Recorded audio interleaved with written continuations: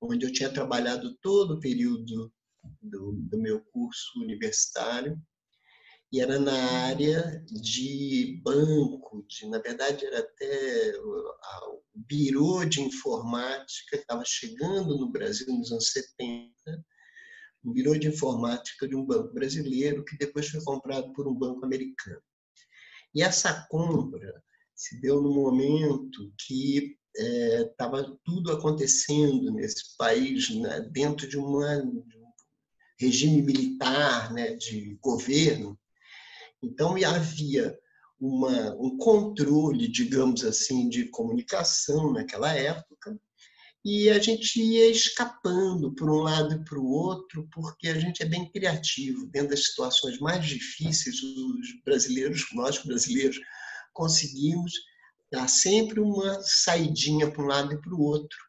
E meu primeiro encontro foi com o yoga, através do professor De Rose, um grande mestre que eu tive, e que tive também a oportunidade de conviver mais próximo com ele, na vida particular dele, e aprendi muito nesta área de cuidados com as pessoas desde aquele momento. Mas, concomitante, eu também estava me interessando pela massagem oriental. E a massagem oriental estava chegando no Brasil, e o Léo se referiu ao Juraci Cansado, um grande amigo, e que também considero um dos meus mestres aqui, porque naquela ocasião, em 75, o Juraci Cansado chegava dos Estados Unidos com a tradução de um livro de Douyin. Douyin é uma massagem antiga chinesa e que veio, né, parar nas nossas vidas nos anos 70, e eu diria mesmo que chegou no Brasil naquela ocasião. E o Juraci era um grande porta-voz. E foi até o De Rose dizer que também queria falar sobre essa massagem, e foi aí que eu me interessei em ensinar a massagem que eu já estava estudando, né, com a conotação da medicina chinesa, que é muito abrangente. A medicina chinesa, ela é uma medicina que cuida da saúde, né? Quando você lê, você estuda a medicina chinesa, ela não trabalha com doenças, basicamente, ela trabalha com saúde. Mas a medicina chinesa chegou pelo Ocidente, ali pelos anos 60, 70 do século passado, e aos poucos foi tomando essa conotação ocidental que dá mais importância a cuidar dos sintomas.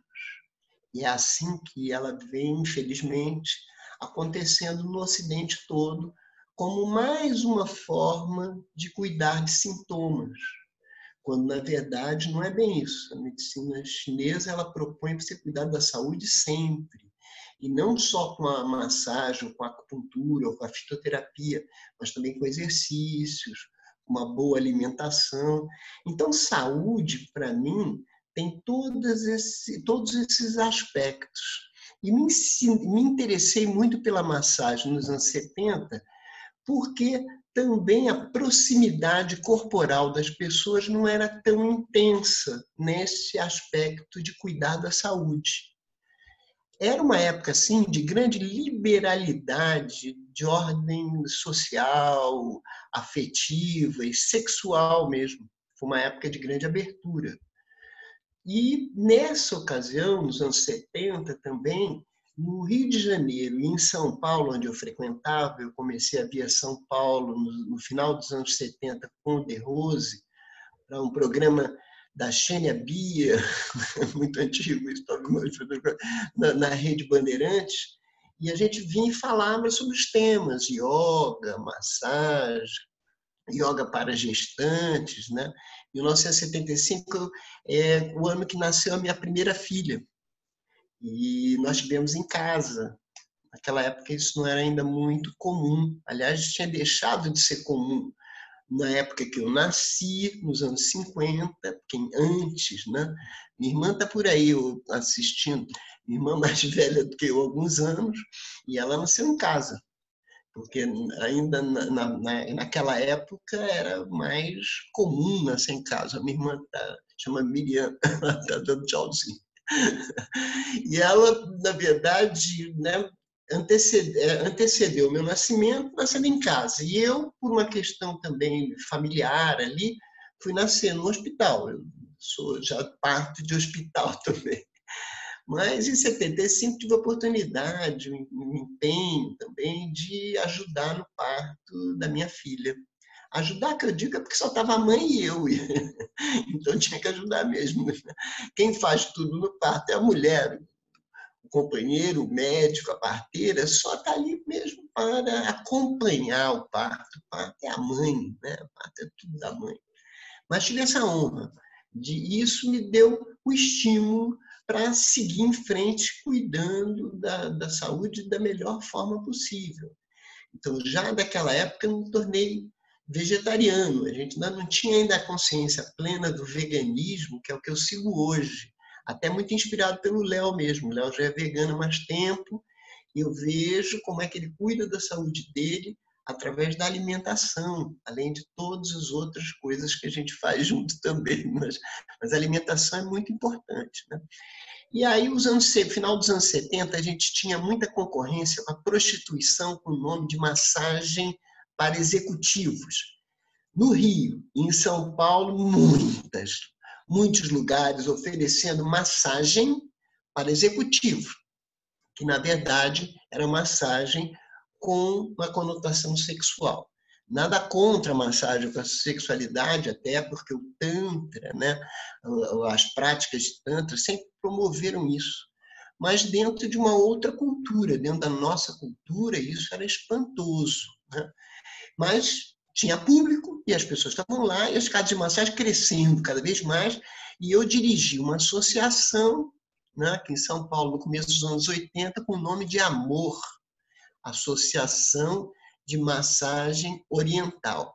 Amor era a nossa sigla e no telefone a secretária atendia. Associação de Massagem Oriental Amor, que deseja? Ah, eu quero uma massagem com uma menina bem bonita. Ah, muito bem, não é com a gente não. Então você vai ter que ligar em outro lugar, porque aqui com a gente é massagem para saúde, é massagem técnica. E isso durante anos ainda. Só que em 84 chega também a consciência do HIV e da AIDS. Ah, e mudou tudo. A partir dali, mudou tudo porque as casas de massagem para executivos desapareceram quase. O que tinha e o que ficou, desapareceu. E nesse momento, então, eu diria que o ano de 85 marca uma boa presença da massagem técnica, né? O curso de fisioterapia da USP, que foi o primeiro curso de fisioterapia, foi em 1975. Então, a fisioterapia só tinha 10 anos e, naquela ocasião, a fisioterapia não usava massagem. Os professores dos cursos de fisioterapia não gostavam da massagem. A massagem só chega mesmo com força na fisioterapia nos anos 90. Aí nos anos 90 começa a mudar tudo, porque a consciência começa a mudar nos anos 90. Então, já tínhamos passado por grandes questões, né, de abertura de sexualidade, de fechamento de sexualidade, e tudo isso influía na massagem. E aonde eu quero chegar? Que, para mim, massagem é uma continuação do colo da mãe. Então, o que a massagem pode fazer para uma pessoa tem semelhança, distante, é claro, com menor poder, mas tem semelhança com o colo da nossa mãe. E o colo da nossa mãe nos ensina, nos afaga, nos protege, nos cura. Então, ele é extremamente abrangente. E a massagem, levada de uma forma consciente, pode ter muitos desses atributos. Também não compare de igual para igual. A massagem fica aquém. Um colo de mãe é sempre um colo de mãe, muito mais importante do que uma técnica de massagem. Mas a massagem é o que mais se aproxima em termos de cuidados com a pessoa, que chega até o corpo da pessoa. E isso faz um diferencial. E aí, no final dos anos 80, eu fiz uma pós-graduação em Educação Física e Dança, porque eu vinha da economia, que é social, mas eu queria uma coisa mais pessoal, né? Tinha a bagagem do yoga, tinha a bagagem da medicina chinesa, mas queria alguma coisa mais ocidental. E nos anos 90 lutei mesmo, né? Fui sindicalista do SINATEM, do Sindicato Nacional dos Terapeutas, porque tudo que eu desejava é ver a massagem como uma graduação. E briguei de todas as formas, não consegui chegar nem perto de um resultado bom. O resultado foi pífio. A ponto de, no final dos anos 90, já desiludido com aquela bandeira, eu fui fazer o mestrado, porque eu queria, de alguma forma, dar uma significação acadêmica para o meu trabalho. Queria significar isso porque eu já vinha com um trabalho de anos ensinando massagem, sempre com o consultório. Nunca deixei de ter o consultório. Ou melhor, só durante o período que fui professor universitário na Anhembi Morumbi, no curso de Naturologia, foram 4 anos e meio. Nesse período eu não atendi, porque a universidade exigia dedicação total. Então foi o único período nesses 45 anos, foram 4 anos e meio, que eu não atendi. Claro, e dentro da universidade eu acompanhava os atendimentos de naturologia, então eu estava o tempo todo lidando com a área, mas como professor, não como terapeuta.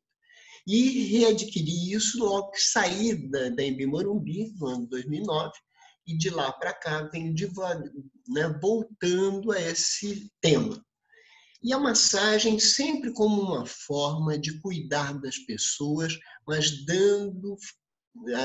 fazendo todo o empenho que a própria pessoa cuidasse de si, não só com massagem, também com a massagem, com a alimentação, com exercícios e com bons relacionamentos, que é o que preconiza a medicina chinesa.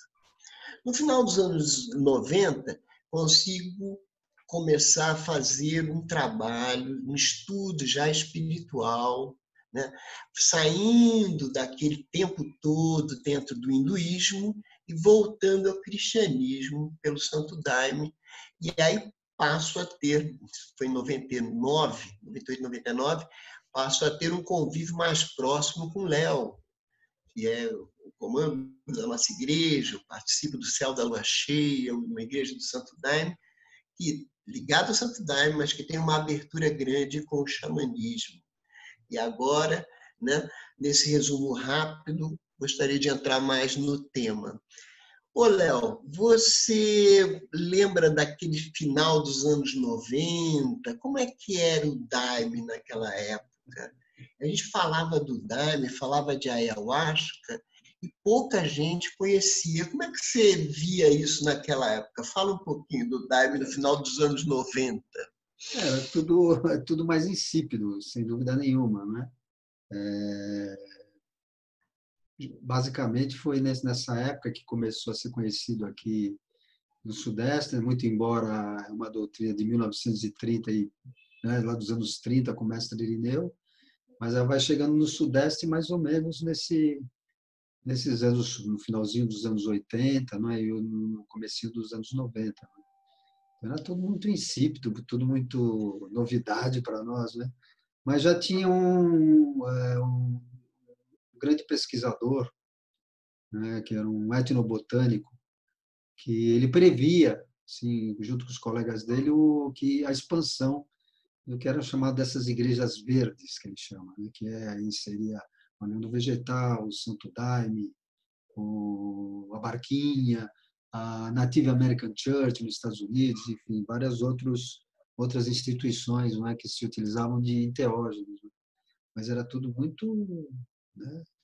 Agora, veja assim que a massagem é extremamente ancestral, né? Assim, essa imagem que eu faço é que o nosso homem lá do passado, quando ele sentia uma dor, a primeira coisa que ele fazia era levar a mão dele para o lugar. Não é isso? Daí ele instintivamente ali, ficava ali mexendo. Daí ele sacou que isso aí aliviava um pouco a dor. Daí quando machucava a mulher dele, já sabia Acho que foi mais ou menos. Você acha que foi mais ou menos por aí, não? Eu acho que não só isso, como também era uma forma de afago. A massagem, eu acho que ela nasce desse afago, desse acalanto, desse aconchego. A massagem é uma coisa que o ser humano traz de berço, ou melhor, diante do berço. Então, dentro do ventre materno já tem os órgãos do corpo da mãe massageando a bolsa, né, amniótica, né, o útero. E esse massageamento já é percebido por aquele novo ser que aprende tudo com uma intensa velocidade. Né? Estou cada vez mais encantado com a velocidade que o ser humano aprende na vida. Agora, depois chega uma certa idade que não quer aprender mais, aí a coisa dificulta. Não é que não quer aprender, é que o HD vai enchendo, mano. É que nem o computador, às vezes tem tanta coisa na cabeça ali que o HD fica muito ocupado, não tem espaço mais para tanta coisa.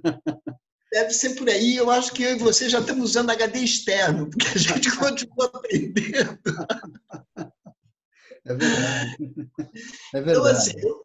aí agora, eu queria falar um pouquinho, né, já que você puxou, falar um pouquinho da massagem, porque eu vejo a massagem, como eu falei dessa coisa do colo, porque tem um detalhe muito interessante se eu comparar o ser humano com os outros mamíferos. Né? Nós somos um mamífero. E como mamífero, nós, ao nascer, poucos instantes depois, às vezes uma hora ou tempo depois, os outros mamíferos já estão em condições de se colocarem sobre as quatro patas, principalmente, e ir buscar o leite materno. Quer dizer, eu estou falando uma maioria dos mamíferos, porque a gente sabe que tem peixes mamíferos também, mas estou falando dos da terra. Então, se eu ver um gatinho nascendo, um cachorrinho, um bezerro, dali a pouquinho tempo ele já tem condição de ir lá até a mãe para mamar. E o que acontece com o ser humano? O ser humano nasce e não consegue se mover, não tem nenhum controle motor. Então, isso deu a oportunidade da gente pesquisar, e alguns pensadores dizem que essa questão se refere ao fato do ser humano, que tem quatro apoios, né? Tem as duas mãos e os dois pés, que poderiam servir de apoio e que certamente serviram de apoio no passado distante. Esse ser ficou sobre dois apoios só, ficou só sobre os dois pés e esticou o seu corpo. Então, toda a parte superior do corpo, a cabeça, o tronco, ficou, que era sustentado pelos braços que estivessem no chão, passaram todos a ser sustentados só pela perna. As pernas só tiveram só um aumento de esforço, mas a bacia que sustenta, né, na posição de pé, a bacia sustenta todo o tronco, os braços e a cabeça, ficou sobrecarregada a bacia, a região da bacia. E com isso teve que se fortalecer, musculatura mais dura, tendões mais fortes. E isso, na mulher, no homem isso não teve grande consequência, mas na mulher mexeu numa região que é fundamental da mulher, a região do períneo, que começou a dificultar o parto mais tardio, o parto com o bebê mais amadurecido, semelhante aos outros mamíferos. Então, o que aconteceu? O parto humano ele se dá no meio da gravidez. Não estou dizendo que é 50% para cada lado, estou dizendo que é dentro da gravidez se dá o parto. E esse bebê sobrevive, assim, no colo da mãe dele, quer dizer, nos colos todos, né? Não só da mãe, mas principalmente no colo da mãe. Então, esse colo é fundamental nessa segunda parte da gravidez, nessa segunda parte do desenvolvimento da criança, antes mesmo da sua plenitude para se mover, quando começa a engatinhar, da sua liberalização, né? O bebê começa a engatinhar, ele já pode ir para longe da mãe dele, em direção diferente, ou pode ir buscar a mãe dele também. Né? Então, esse colo ele é fundamental. E esse colo toma um simbolismo grande, que é onde eu uso para acalentar, para acolher as outras pessoas. Então, a massagem tem muito isso de acolhimento. Se a gente vai estudar massagem chinesa lá nos primeiros tempos, lá estão citados xamãs. O que são xamãs? São os conhecedores das antigas técnicas de medicina, que tinham tudo na tradição oral. Então, esses são os xamãs. E o mais interessante é que esses xamãs têm pelo mundo inteiro, né? Aqui mesmo no Brasil, nós temos os povos nativos que representam ainda hoje esse xamanismo brasileiro. Então, quando eu entrei para o Lua Cheia, né, voltei a um convívio mais próximo com o Léo começa a me falar do xamanismo, dos rituais, né, me apresentando novos caminhos, e tenho vindo junto com ele nesse tempo, né? Seguindo, morei uns anos fora de São Paulo também, então ficamos um pouco mais distantes, mas eu vinha em alguns trabalhos importantes do Santo Daime, até que, há alguns anos atrás, há uns 5 anos atrás, 6 anos, o Léo falou assim, eu estava morando na montanha, estava um período da minha vida que eu fiquei mais sozinho, em São Francisco Xavier, aqui perto de São José dos Campos, e foi um momento assim de olhar mais para dentro. Realmente fui convidado pela vida a olhar mais para mim mesmo. E foi forte. Foi bom, porque eu já estava em torno dos 60 anos, né? Eu vou fazer 70 agora, no começo do ano que vem. E naquele período, ficar sozinho me trouxe muito boas influências, poder ler o que eu não tinha lido na minha vida, poder ver filmes. Mas a solidão também, ainda que numa idade mais adiantada, também cansa. Chega uma hora que cansa. E aí eu vinha visitar o Léo e o Léo falava, mas que velho chato que você tá, meu amigo. Ele é muito elogioso. Esse velho chato, sozinho na montanha, parece um ogro. Ele me incentivava muito. E aí, por conta dele, eu fui morar 2 anos em Curitiba para fazer um trabalho lá numa academia de ginástica, já com o método do xamanismo, né, com essa roda bonita que tem aqui, que é um estudo do Léo de muitos anos, né? E depois de lá voltei a São Paulo e agora trabalho aqui. Eu moro na parte de trás da casa do Léo e trabalho aqui no Kiva, que é em frente. A gente atravessa a rua, já está no consultório, já está na sala de aula, atravessa a rua de volta, até em casa. Esse momento, nos últimos 5 anos, eu tirei para ajudar uma ideia do Léo, que é a massagem xamânica. Então, usando ritos e ciclos dentro da organização do que a massagem chinesa, a massagem oriental, já traz com riqueza. O que a gente fez não foi inventar nada, não inventamos coisa nenhuma. Nós simplesmente encontramos uma forma, né, de criar um método, e que estamos em teste, um método que demora às vezes 10 anos de construção. Nós estamos construindo esse método, juntando os conhecimentos que vêm do xamanismo, né, dessa roda linda, com os 5 elementos dos chineses. Então, os chineses também têm uma roda. Só que, enquanto no xamanismo tudo funciona no 4, os chineses inventaram mais uma estação do ano, que eles chamam de canícula, que é o final do verão. Mas nos livros também eles dizem que entre as outras estações também tem sempre um período de canícula, tem sempre um período de transição. E esse período de transição é que resolveu toda a nossa questão para transformar 5 em 4. E eu, no curso, levo até esse estudo, que é simples. O 5º elemento, que é a alimentação, que é estômago, baço, pâncreas, que é o elemento terra, está distribuído pelos 4 elementos no xamanismo. Os 4 elementos, as 4 estações no xamanismo, a gente pode dividir em 8 períodos de 45 dias, que vão dando uma outra conotação cronológica à organização do nosso ano. E o Léo já está seguindo essa roda. 8 anos ou 9, Léo? Quantos anos? Não, muito mais tempo. A roda medicinal? Roda medicinal, 30 anos. Novinho. Novinho tinto. Uma coisa interessante de falar, de esclarecer, é que quando nós começamos a conversar, eu Armando, sobre isso, foi muito inspirado nos pés descalços, nos médicos pés descalços, né? Da China. Porque o que esses caras faziam? Eles eram estudiosos da natureza, primeiro. Primeiramente, eles estudavam a natureza. E eles partiam da seguinte premissa. Eles tinham lá uma região que eles atendiam, e eles sabiam, a premissa era o seguinte, que eles sabiam que as grandes patologias, as grandes doenças, aconteciam no momento da transição das estações. Era nesse momento onde as pessoas ficavam mais doentes, né? Então, o que ele fez? Ele, sabendo disso, né? Lógico que ele tinha um estudo a respeito disso, ele começava a visitar os pacientes dele nesse momento de transição das estações. Por que ele fazia isso? Porque ele só recebia se o paciente estava bem, estava com saúde. Quando o paciente adoecia, ele não recebia, ele não ganhava. Muito diferente de hoje, né? Que o médico reza para alguém ficar doente.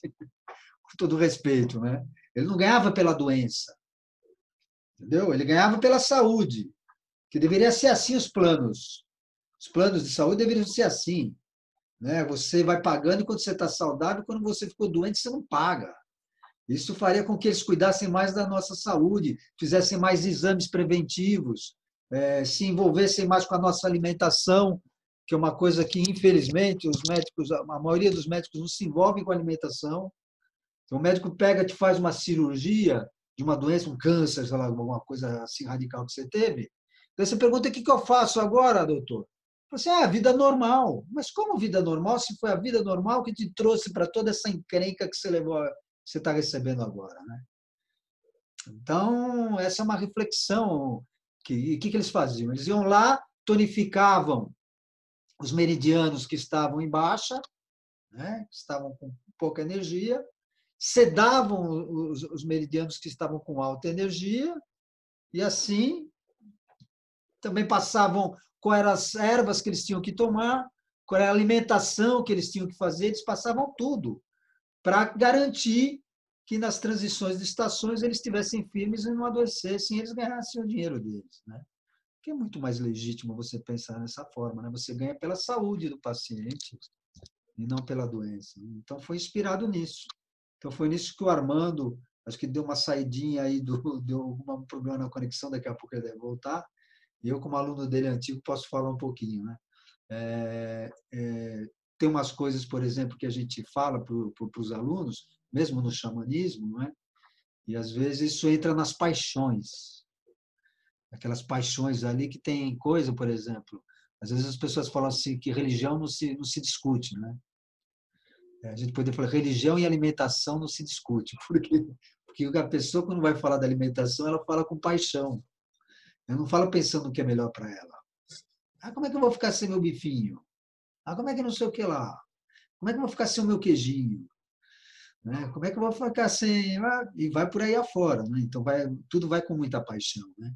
E essa era uma importância que eles davam, que os médicos antigos davam, tanto que criou-se também o sistema macrobiótico, né? Que é um sistema de tratamento muito bom. Eu, basicamente, não sigo, eu já fui atendido pela macrobiótica, mas não sigo, né? Mas, aproveitando isso, tem um princípio taoísta, para não fugir do assunto do Armando aí, né? Tem um princípio taoísta muito interessante no que diz respeito à nossa alimentação. Eu não vou entrar na alimentação em si, mas vou explicar a importância que é a alimentação. Então, eles acreditavam assim, a ideia deles é que, assim como na natureza, nós temos energias renováveis e não renováveis. Não é isso que a gente tem na natureza? Temos os dois tipos de energia, renováveis e não renováveis. O que é uma energia renovável? O que é uma energia não renovável? Armando, você deu aquela caidinha aqui, eu peguei o bastão, tá bom? Ótimo, eu estou ouvindo. Eu não consegui voltar aqui porque deu problema na internet, mas agora eu voltei no. Daí você pega, você engata aqui comigo aqui. Eu estava falando dos pés descalços, né? Isso. Estou falando agora um pouco da teoria da alimentação. Então, o que você... E tem as energias não renováveis. As energias, qual que é a energia não renovável, como tem na natureza, considerando que tudo que tem na natureza existe na gente. Tudo que tem na gente existe na natureza. Né? Nós somos parte integrante da natureza. O que é uma energia não renovável na natureza? O petróleo. Por quê? Porque é uma energia fóssil e o pessoal acredita que um dia vai acabar. Nunca que acaba, né? Mas eles acreditam que um dia vai acabar essa energia do petróleo, né? Então ficam malucos aí procurando uma forma alternativa de energia. E tem as energias renováveis da natureza. Né? Nós somos a mesma coisa. O que é a nossa energia não renovável? É a nossa energia ancestral, que a gente chama de Ti, né, Armando? De Ki, de força vital. Isso.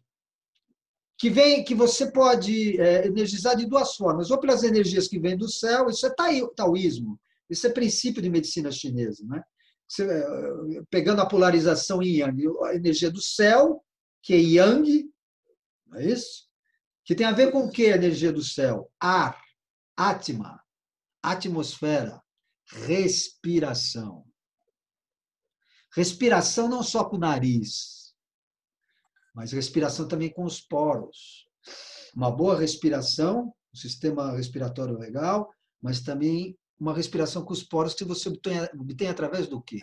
Exercício físico, caminhada, por exemplo. Não precisa malhar na academia, mas pelo menos uma caminhada de 40 minutos aí todo dia, no sol, para você pegar vitamina D3, né? Quer dizer, vai lá, já anda um pouquinho, pega um pouco de vitamina.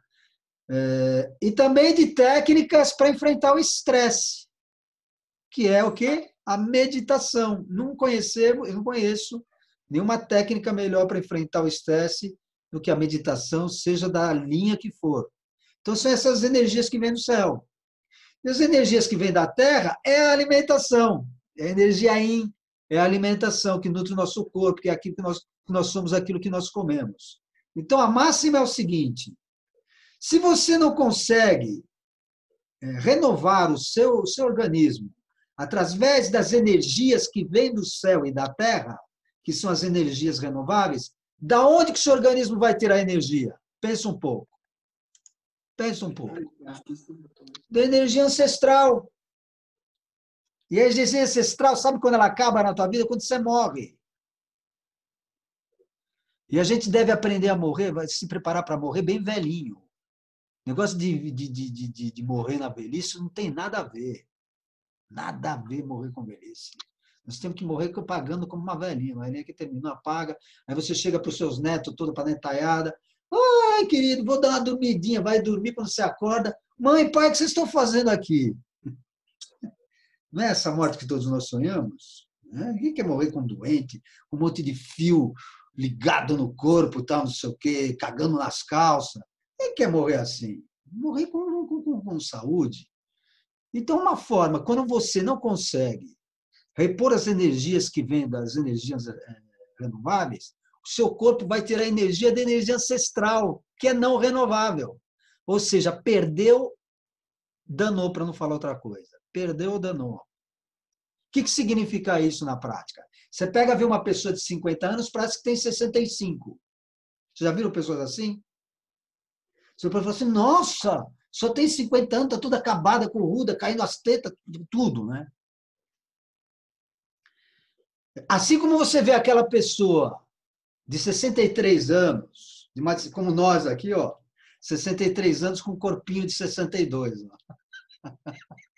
Não é verdade? Ou seja, não aparenta a idade. Por quê? Porque está conseguindo um bom equilíbrio, renovando suas energias através das energias do céu e da terra, que Deus nos deu, a natureza nos deu. Né? Então, essa é a visão do tratamento chinês também. É praticar uma energia preventiva. Não adianta você querer se cuidar depois que você está todo ferrado. Né? Você começar a se cuidar depois dos 80 anos, que daí não dá mais. É agora. A partir de amanhã, você tomando consciência que você tem um corpo, que é um templo que Deus te deu para você habitar e fazer crescer a sua alma, desenvolver a sua alma, capricha desse corpo, que na próxima encarnação, de repente, ele te dá um escangalhado lá numa vez. Você não liga para o corpo mesmo, te dá um escangalhado. Estou brincando, né? Mas, em outras palavras, é isso. Esse é o pensamento holístico, entendeu? Ver o ser humano como um todo. Armando, pega daí, senão daqui a pouco eu vou pegar o Olha cachê. lá. Então, essa apresentação da massagem chinesa não podia ter sido mais ligada com o que a gente está falando aqui agora. Então, eu queria falar agora, já que o Léo fez a apresentação da parte chinesa, falar um pouco do xamanismo, que vem trazendo um refresco à nossa compreensão de bem viver. E eu digo que é um refresco, né, que vem sendo cada vez mais ampliado, e não é só no Brasil, fora do Brasil também. O próprio xamanismo brasileiro indo para muitos lugares do mundo. O Léo já tive a oportunidade de acompanhá-lo, fazendo trabalhos que ele faz aqui no Brasil, de xamanismo, fazendo fora do Brasil. E como é aceito. E se for trabalho do Santo Daime, cantando em português, mais surpreendente, de fora do Brasil, né, em países que não falam português, e as pessoas cantando em português. Já no trabalho de xamanismo, né, que é o Voo da Águia, um trabalho maravilhoso que eu realmente recomendo a todas as pessoas, porque é uma forma de se conhecer melhor, através de medicinas que vêm da floresta. Não é nada feito em laboratório, são medicinas que têm um respaldo de alguns milênios. E claro que a própria ciência já se curvou. Claro que tem interesses por trás para que as pessoas não usem isso, porque temos toda uma forma de distribuição de remédios, de exames, essa medicina que cuida das nossas doenças. E agora estamos diante dessa pandemia. A pandemia, para mim, ela vem como uma forma da gente rever, uma revisão que temos oportunidade de fazer das nossas vidas no momento em que nós ficamos, de certa forma, bem privados da nossa liberdade de ir e vir, né? Mesmo com o abrandamento da situação, essa liberdade de ir e vir ainda vai demorar um pouquinho para voltar, nem sei se volta igual, mas enfim, para ser semelhante ao que era antes. E isso tudo mexe com a gente, mexe com a nossa vida. Então, nós temos que olhar, como o Léo está falando, né, de um olhar para a saúde. Está dando sintonia. E olhar para a nossa. Entendeu? Estamos com 2 microfones abertos, um minutinho só. Então, a gente precisa olhar para essa forma de se cuidar, de cuidar da própria saúde, com o máximo de informações que a gente tenha. As informações desse novo tempo, as necessidades desse momento. E a gente está se valendo de princípios que são milenares. Então, eu voltei nessa pandemia a praticar regularmente o yoga, que eu praticava de uma forma informe, bem esparsa, passava tempo sem praticar, achando que com a minha alimentação, com a minha movimentação, com a troca que eu tenho, porque o Léo falou de fonte, né? As fontes de obtenção de energia passa pelos exercícios.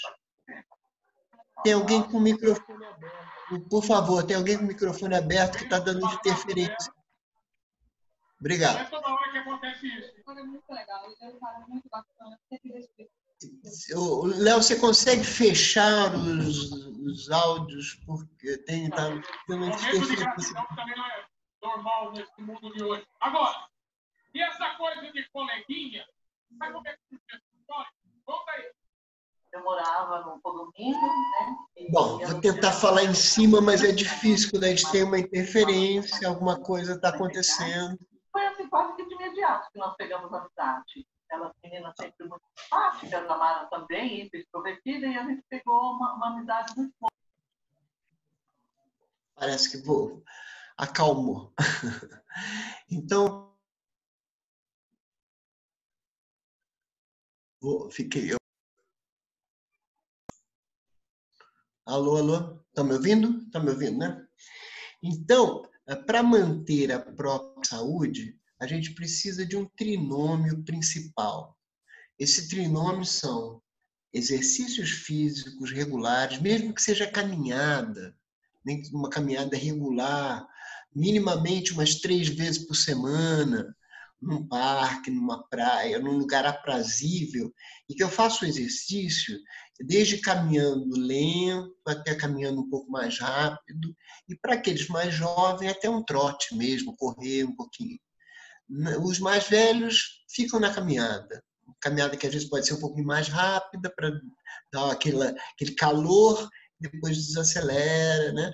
E para começar, a gente faz isso no plano, a gente não faz nem em aclive nem em declive, a gente faz no plano, e aos poucos ganhando condicionamento físico.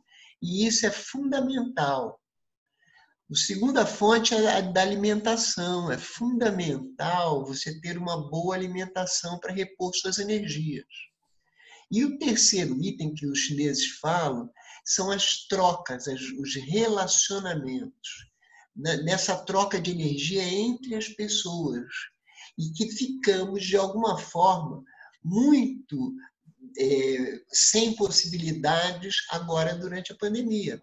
Tanto que estamos aqui, né, conversando através da internet, porque o convívio pessoal se tornou mais difícil. E temos que fazer um equilíbrio entre exercício, alimentação e relacionamentos. São 3 níveis importantíssimos da energia, né? Eu digo que essas 3 energias que os chineses falam são exatamente para aquele ser humano que está encarnado, que precisa viver. Agora, se você quer mais alguma coisa da sua vida, se você quer ir em busca da sua missão de vida, se você quer compreender o que você veio fazer nessa vida, então você nitidamente precisa também de uma oportunidade de lidar com o seu plano espiritual. E pode ser através de uma religião, pode ser através do xamanismo, que não chega nem a ser uma religião, são práticas de autoconhecimento, e pode ser pelo que o Léo falou, só pela meditação. A meditação ela está incluída praticamente em todas as grandes religiões. E a meditação, então, é um momento de clareza, a partir de um momento de silêncio interior, e onde você procure mesmo a não ficar vendo imagens, mas se entregar de coração. Essa é a meditação que te liga também com o plano superior. Então, a gente precisa desses argumentos para viver bem, para ter saúde. Porque quando você vai ao médico, você não vai buscar saúde no médico. No médico, você vai tentar se livrar de alguma situação de desequilíbrio da sua saúde. E o médico é o melhor técnico para cuidar desse equilíbrio. Agora, quem produz o desequilíbrio não é o médico, não. Quem produz o desequilíbrio é você mesmo.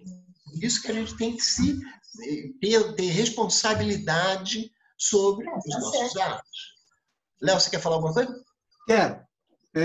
Uma coisa importante aqui, tem uma pergunta aqui, que ele quer saber, deixa eu ver como é o nome da pessoa aqui, que é uma pergunta bem pontual. É a Selma. Como se faz a relação dos 5 movimentos chineses com a roda xamânica, sendo que, por exemplo, o inverno é água para o chinês, mas na roda xamânica a água está no inverno. Deixa eu só dar uma introdução, daí você continua. Primeiro, para a nossa roda xamânica, a água não está no inverno, está o ar. Então, nós temos aqui na nossa roda xamânica o oposto do que é lá no hemisfério norte. Então, é o ar, que é o momento de renovação da Terra. E aí ela quer saber como é que... Será que você poderia dar uma explanação onde é que estão os 4 elementos aí no 5? Muito bom. Então, deixa eu ver. A água está no inverno e na medicina chinesa. A água na medicina chinesa, a água corresponde ao inverno. No xamanismo é o ar.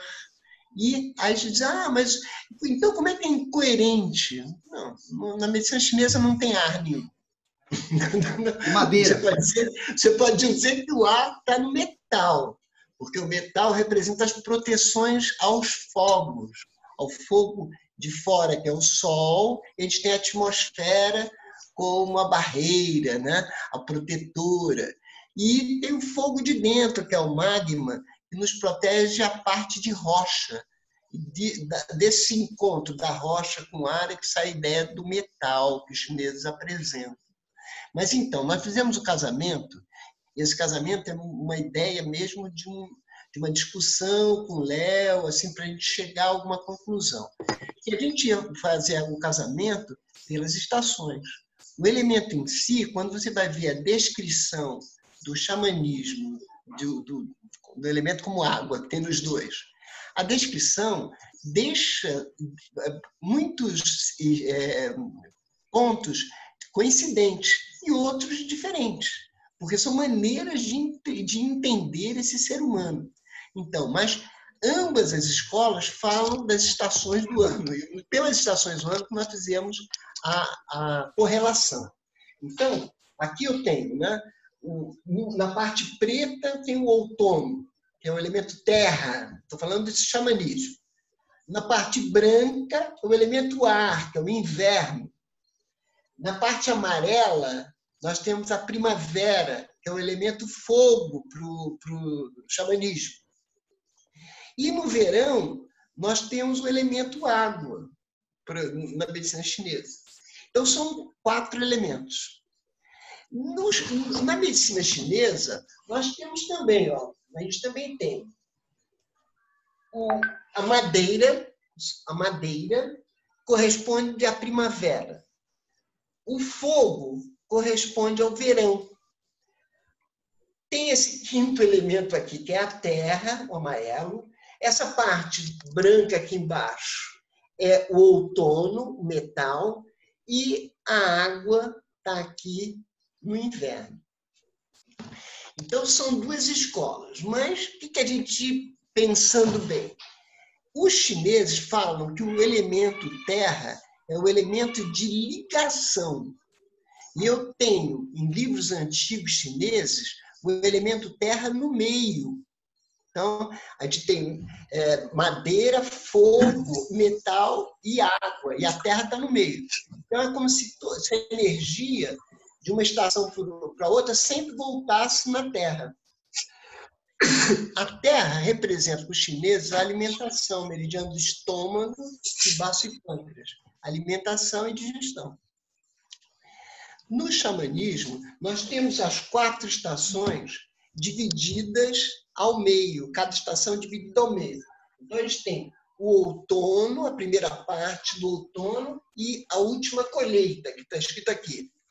No inverno, a gente tem a primeira parte, inverno propriamente dito, 21 de junho a 5 de agosto, e a segunda parte do inverno é a germinação. Na primavera, a gente tem os primeiros dias da primavera, os primeiros 45 dias da primavera, propriamente dita, e a segunda parte da primavera é a fertilização. E no verão a gente tem o verão e a primeira colheita.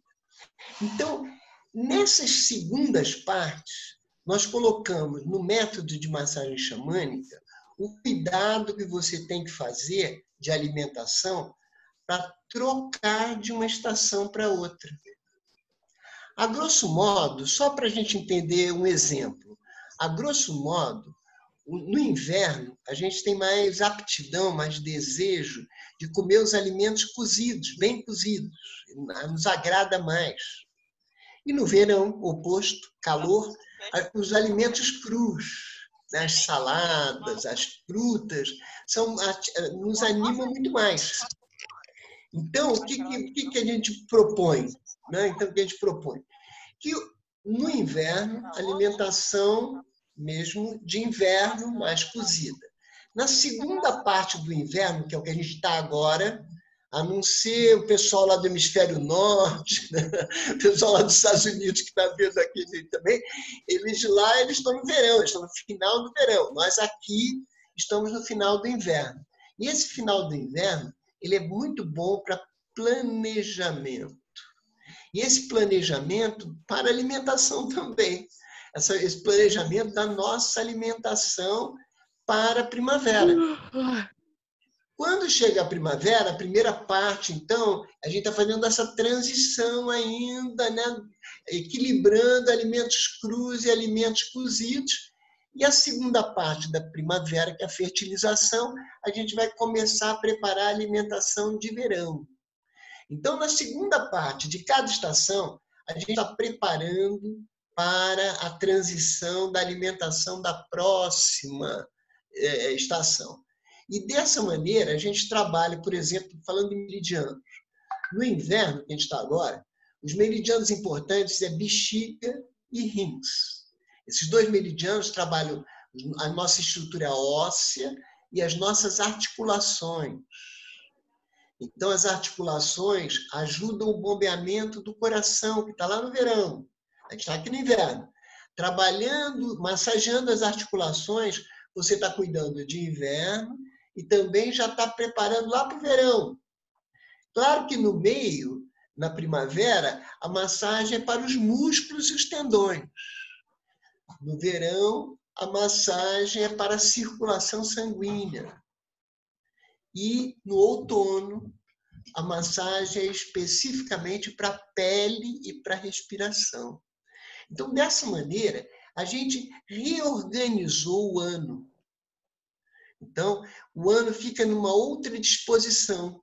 Então, quando o paciente chega no meu consultório, eu quero saber os sintomas que ele vem, que trouxeram ele até a mim, mas como uma forma de medir a eficiência do tratamento que a gente vai desenvolver para ele, específico tratamento para cada pessoa.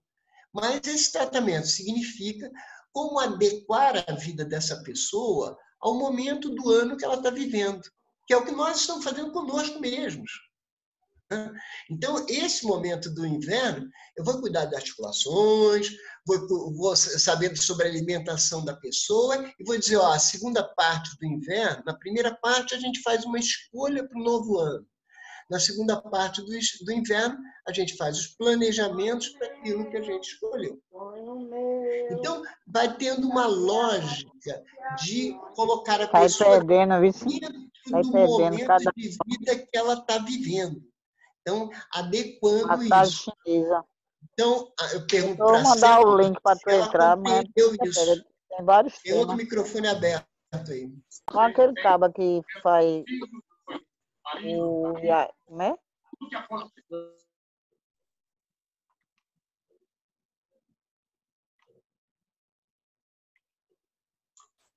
Fechou o outro microfone, já fechou, tá bom. Então, espero que tenha conseguido responder essa pergunta.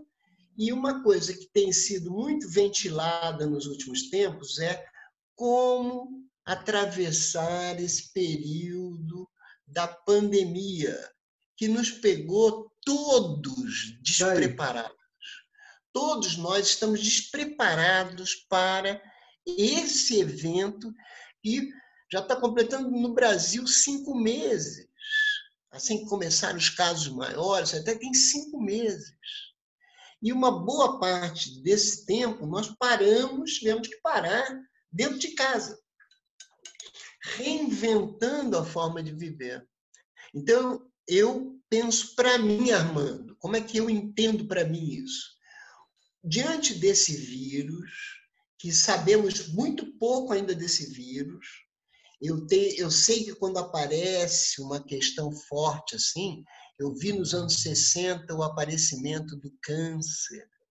Não que ele tenha aparecido naquela época, mas a consciência do que era o câncer, aparece nos anos 60, eu era menino ainda, e câncer naquela época pegava só de você chegar perto da outra pessoa que tinha câncer, já pegava câncer. Entendeu? E isso foi uma coisa bem séria naquela época. Todas as pessoas nem falava câncer, falava aquela doença. E o fulano pegou aquela doença. Então, era considerada a doença que matava. Então, fala só de 2 momentos disso. E nos anos 80, eu vi chegar o HIV, a consciência do HIV e de tudo que ele trazia. Também HIV se pegava no ar. Você chegava perto de uma pessoa que era soro positivo, você já estava no mesmo barco que ele e matava. O HIV não mata mais hoje. Hoje a consciência já mudou. Então, o que para mim ficou dessas histórias? Que o que a gente tem que ter é uma imunidade boa. Né? Foi falado isso por muita gente, de qualquer maneira. E ter uma imunidade boa, eu acho que tem esses 4 requisitos.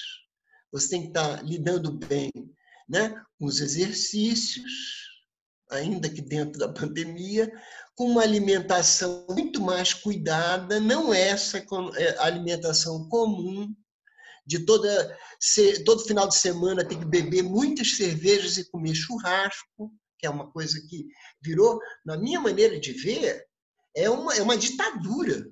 Você tem que ir nessas coisas. E as pessoas, às vezes, me convidam, mesmo eu sendo vegetariano, a maior parte da minha vida, nos últimos anos, aderido ao veganismo, sem glúten, que é como a gente come. Então, mesmo agora, algumas pessoas me perguntam, mas você não quer ir a um churrasco? Eu digo, vou. Não tem problema de um churrasco, não. Eu não vou comer carne, mas eu vou no churrasco. Ah, mas e cerveja, você toma? Não, também não tomo. Mas se tiver um suco, eu vou. Não tem problema. O importante nessa hora é o convívio. Agora, o que as pessoas estão fazendo com a sua alimentação e com a energia que vem através da alimentação, diz respeito a cada um, mas influencia na sua imunidade. A terceira coisa são os relacionamentos. E essa pandemia, esse isolamento, levou a muitos casais se apaixonarem um pelo outro outra vez, mesmo lembrando das chatices que um sempre acha que o outro tem. Porque é difícil achar as nossas chatices, né? A gente acha que o outro sempre tem mais chatice que a gente. Né? Os relacionamentos e as amizades estão no meio desse. E o quarto item é como vai o seu lado espiritual. Ou você acha que você é só matéria?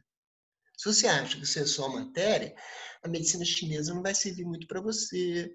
Né? O xamanismo vai ser incômodo. Né? Comer melhor vai ser desnecessário, porque você acredita, sei lá em quê. Entendeu? O que nós acreditamos é que se a gente for harmonizando a vida daqui e dali, não é que a gente não vai ter nenhum tipo de problema, mas a gente vai ter força para enfrentar os nossos problemas. Então, nesse tempo meu de velhice, de ter estudado muito tempo a respeito do ser humano, acho que eu tenho o que dizer a respeito do que eu estudei, do que eu penso e do que eu vivi. Serve para todas as pessoas? Não. Talvez sirva para um número de pessoas, para outras pessoas. Isso não sei, seja uma informação desnecessária, desinteressante. Mas posso dizer de cadeira que estou vivendo muito bem. Né? Eu cheguei à idade que tenho sem grandes problemas na minha vida, tipo, na parte de saúde. Minha família, tem familiares aqui me ouvindo agora, muitos amigos, e sabem, né, que a minha saúde sempre foi tranquila, sempre foi leve, nunca tive grandes problemas. Fiz uma cirurgia ano passado de uma hérnia. Um pouco de velhice, um pouco mais de esforço. Fiquei 2 anos numa academia achando que eu já podia fazer toda a musculação, que eu estava novinho, e aí parece que não estava tão novinho.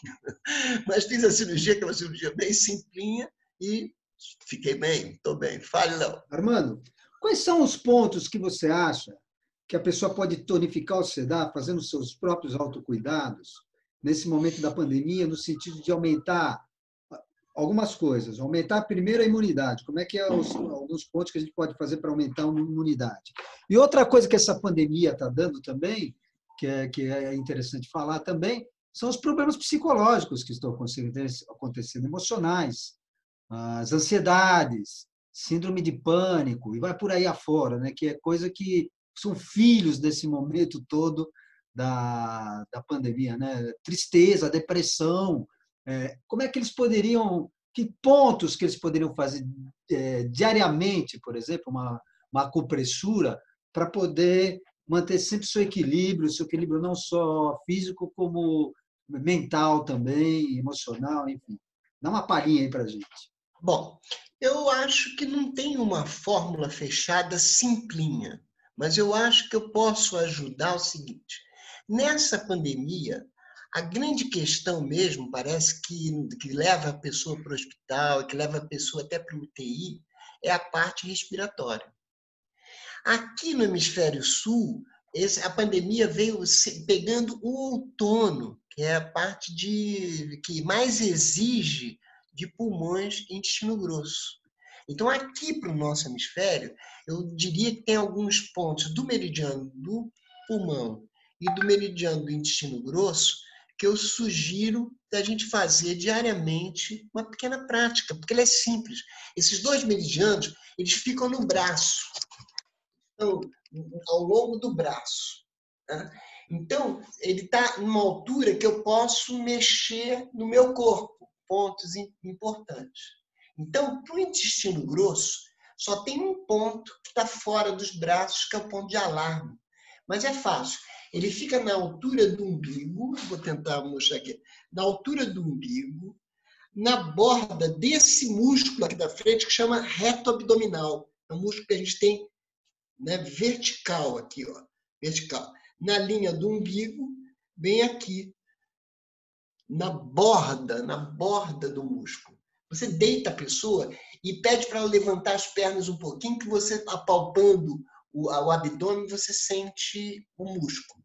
E na linha do umbigo, dos dois lados, a gente tem o ponto estômago 25, que é o alarme do intestino grosso.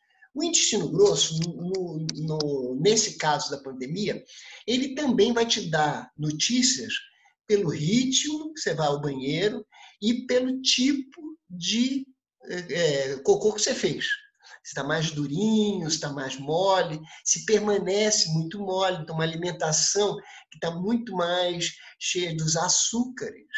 Então, você tem que evitar. Açúcares não é bom para a imunidade. Sal não é bom para você ter uma boa imunidade. Você tem melhor saúde, mais imunidade, na medida que você come mais os vegetais, mais do que as carnes, muito mais do que as carnes. Os vegetais e bem preparados e de boa origem. Quando eu falo de boa origem, eu não estou falando supermercado. Infelizmente, é uma grande rede distribuidora, mas a qualidade dos alimentos nesses mercados é preocupante. Então, a gente tem que ir em busca de alimentos que tenham uma boa origem, que a gente saiba de onde vem. Então, pontos, né? Então, o ponto do intestino esse, tem mais 2 pontos importantes do intestino. Na mão, ó, a mão, eu venho pelo dedo indicador e aqui tem a articulação, bem na lateral, a articulação que liga o dedo com a mão. Na frente dessa articulação, tem o ponto 2 do intestino grosso. Ele é o ponto de sedação do intestino. Então, ele é um ponto que, quando o teu intestino está funcionando a mais. Então, você está indo mais vezes, nunca você fica satisfeito com aquela evacuação. Então, esse é o ponto IG2. Mais acima, no encontro do indicador com o polegar, a gente tem o ponto IG4. Esse ponto é um ponto daqueles que interliga a parte de cima do corpo com a parte de baixo do corpo. E tem um complemento importantíssimo, que é o ponto 36 do estômago, abaixo do joelho. Vou tentar mostrar aqui para vocês. Então, é um ponto, o joelho, né? Aqui, é um ponto que está nessa região, que fica a 3 distâncias, a largura dos 4 dedos da sua mão, abaixo da rótula, da patela, do lado de fora. Então, IG4, o ponto IG4 na mão, com aquele ponto que eu acabei de mostrar na perna, são pontos que animam a gente, trazem alma da gente. Então, trazem força para a gente. Então, essa dupla é importantíssima. E ainda, fechando o cotovelo, ó, fechei o cotovelo, e venho pela linha de flexão e vou até uma borda óssea. A primeira coisa, vem com o polegar pelo meio, ó, pela linha de flexão, encontrei uma borda óssea. Essa borda óssea representa o ponto IG11. O ponto IG11 é o ponto de tonificação do intestino. Se você regula o seu intestino, e essa regulagem tem a ver com a mastigação, mastigar mais lento, mastigar mais tempo, não beber quando come. Então, essas são regrinhas importantes da alimentação. Porque quando você não bebe, quando você come, você ensaliva, a saliva vai fazer parte do bolo alimentar. Quando você bebe, esse líquido é que vai fazer as vezes da tua saliva, e não vai conseguir fazer as vezes da saliva. Tá? Então é importante isso daí. O estômago, o intestino, bem organizados, vão melhorar a sua respiração. E a respiração, agora, vai se constituir na principal energia para manter a respiração boa. Né? Então, o meridiano é o pulmão, é o meridiano da respiração que, junto dos exercícios, vão garantir uma boa energia vinda da respiração. Tem a prática de exercícios e tem os pontos do pulmão. O primeiro ponto do pulmão, bem importante, que é o ponto de alarme, ele fica... Você passa a mão aqui no externo, passa a mão aí no seu externo, e vê essa primeira lombadinha que tem aqui. Corresponde à segunda costela. Pega daqui uma horizontal e vai até a linha da lateral do seu corpo. Esse ponto fica entre costelas. É um ponto que mal você toca nele, você já sente uma pressão, não é uma dor, mas é uma sensibilidade maior. Esse é o ponto verificador. Assim como o ponto E25, lá na linha do umbigo, vai falar como é que está o intestino grosso, esse ponto P1, ele fala como é que está o seu pulmão. E aí tem 2 pontos a serem cuidados. Muitas vezes, quando você toca no P1, vai dar uma sensação de plenitude respiratória, um certo esforço até para respirar. Esse é um sintoma de excesso de tensão nervosa, o que a gente chama de preocupação. Então, as pessoas muito preocupadas, a gente diz que o P9, ponto de tonificação do pulmão, serve para a gente ter vontade de fazer a respiração melhor. Pode trocar com o polegar, o movimento é circular, né? E é um fundinho aqui na mão, vou subindo pelo rádio, esse osso, e quando encontro a mão tem um fundinho, P9. E o P5 é o ponto de sedação, que quando você tiver com uma crise, uma dificuldade respiratória, ele está no meio do cotovelo, ó, na linha do meio do cotovelo. Então, é um fundo, é um oco. Eu vou pressionar com o dedo encostado no tendão principal, que é como se fosse uma cordinha no meio dali, que é o tendão desse músculo grande, que é o bíceps. Ele fica lateral, tangente, que é encostado no tendão, e lá no fundo, você tem que relaxar o braço para pegar o ponto P5. A minha sugestão é que você pegue o ponto P5 e o ponto P9 e compare os dois. Aquele que tiver mais sensibilidade é ele que vai ser cuidado. E cuidar de um ponto é muito simples com massagem. Você vai massagear, ele vai ter um nível de sensibilidade e você vai massageando sem ir aumentando a pressão. Uma pressão boa, uma pressão forte, que a pessoa perceba, ou que você mesmo percebe, que tem que ter uma sensibilidade ali, e você fica ali 30 segundos, 1 minuto, você vai começar a ver que a dor vai começar a diminuir. Quando a dor começa a diminuir, é que o seu corpo está reagindo ao estímulo. A cura vem da reação, não é o estímulo que cura. É a reação do seu corpo é que vai produzir os efeitos de cura para você. Só que a cura não pode ser só energética, não pode ser só num ponto. Eu sou uma máquina que aperta uns pontos e se desequilibrar. Não, é um processo de vida. É por isso que eu estou lhe dizendo. Claro que tem os pontinhos, alguns pontinhos que eu dou aqui. Se precisar também de alguma coisa mais específica, a gente pode ver, porque a gente tem que fazer, então, o estudo do caso da pessoa. Eu associo no meu consultório também o tarô e a astrologia para a gente ter uma ideia geral das pessoas. O Léo, acho que tem mais perguntas. Vamos lá. Armando, tem Isso. tem a Priscila, que ela gostaria que você repetisse os pontos do intestino que ela não conseguiu anotar. Tá. Então, o ponto de alarme do intestino é o ponto estômago 25. Ele fica na horizontal do umbigo, na borda desse músculo que se chama reto abdominal. Se você sair do umbigo e for até bem essa lateral, e eu não estou na lateral aqui do lado, saí do umbigo, passei uma borda óssea, muscular, e estou nessa borda muscular. Esse é o ponto verificador do intestino grosso. O ponto de sedação, que diminui a energia, e essa diminuição de energia é naqueles momentos em que a gente está indo muito ao banheiro, é esse ponto aqui, saindo do dedo indicador, né? Aqui está a ligação entre o dedo e a mão, na frente, na frente. Massageio aqui esse dedo, o meu polegar dessa mão aqui que está tocando no dedo. Isso é o ponto de sedação. E o ponto de tonificação está no cotovelo, eu venho com o dedo polegar por dentro e assim que eu encontro uma borda óssea aqui lateral, está o ponto 11, que é o ponto de tonificação. Então, os meridianos, a gente trabalha simplesmente, né, para as pessoas que não são exatamente os estudiosos da área, com 3 pontos em cada meridiano. Um verifica como é que está, o outro aumenta ou diminui a energia.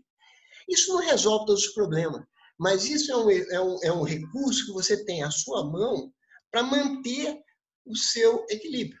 Lembrando que equilíbrio passa por exercício, alimentação, bons relacionamentos e o estudo do lado espiritual. Mais pergunta, Léo? Nós estamos na sessão de perguntas aí. Se vocês quiserem perguntar, eu vou passando aqui para o Armando.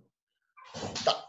Enquanto isso, eu queria dizer também que o Léo me perguntou sobre estados de tristeza, de desânimo, Depressão, que levam até a depressão, pânico. Então, depressão, em princípio, pela medicina chinesa, é um desequilíbrio. Normalmente, a depressão vem por uma tristeza, por alguma coisa que mexe na nossa maturidade, que mexe na nossa capacidade de gerenciar os nossos problemas, sejam grandes problemas ou pequenos problemas. Esse gerenciamento é feito observando e também cuidando da respiração. Cuidar da respiração significa, se você tem hábito de praticar yoga, todos os pranayamas servem. Se você é daqueles que vai na academia, a parte aeróbica, a esteira, a bicicleta, né, são os aparelhos que te dão mais exercício, não são os de força, não são os supinos, nem o levantamento de peso, e sim os exercícios aeróbicos. Então, isso cuida da respiração. E a respiração também fala se você também vive sempre num ambiente refrigerado, né? Faz muito essa diferença de, às vezes, está muito calor, você entra no carro e liga o ar-condicionado bem forte. Todas essas coisas fazem você, às vezes, ter pequenos desequilíbrios respiratórios. Mas também a proteção da sua pele. Então, eu sempre digo para as minhas pacientes, as mulheres, que os pés e a região do umbigo, logo abaixo do umbigo, que é a parte da cintura, essas regiões precisam estar sempre aquecidas na mulher, porque isso vai permitir um ciclo mais regulado, um pré-menstrual com menos cólica e um ciclo um pouco mais equilibradinho. Então, isso daí é um cuidado permanente da mulher. Então, e às vezes a gente vê a pessoa com uma roupa inadequada para aquela, está mais preocupado talvez com a moda ou a apresentação do que propriamente com o seu corpo, como é que você está protegendo. A roupa foi feita para proteger o corpo da gente, né? Então, prestar atenção. Isso é o que eu chamo de tristeza, são as depressões. E aí, quando é que vem esses estados de pânico? Em geral, se dão mais no inverno, por quê? Outono, pulmão e intestino grosso. Inverno, bexiga e rim. Outono, a pessoa fica, no desequilíbrio vai mais para o entristecimento. No inverno, a pessoa vai para os medos. E quando junta tristeza e medo, vem essa situação de pânico. Então, é um agravo de uma tristeza com o medo. Então, quando junta essas duas coisas... E na pandemia, nós tivemos esse agravo, porque, primeiro, era uma coisa desconhecida, que mexia profundamente na parte respiratória e que se estendeu até o nosso inverno. Então, é óbvio que tudo isso levou a um agravo nas questões de pânico. Além do mais, a gente está isolado dentro de casa. Eu vivi 69 anos da minha vida sem ter sido preso. Me senti preso agora com essa idade. Já estou há quase 5 meses nessa prisão, né? Graças a Deus, uma prisão coletiva aqui, que a gente tem aqui, de vários amigos juntos, mas uma prisão.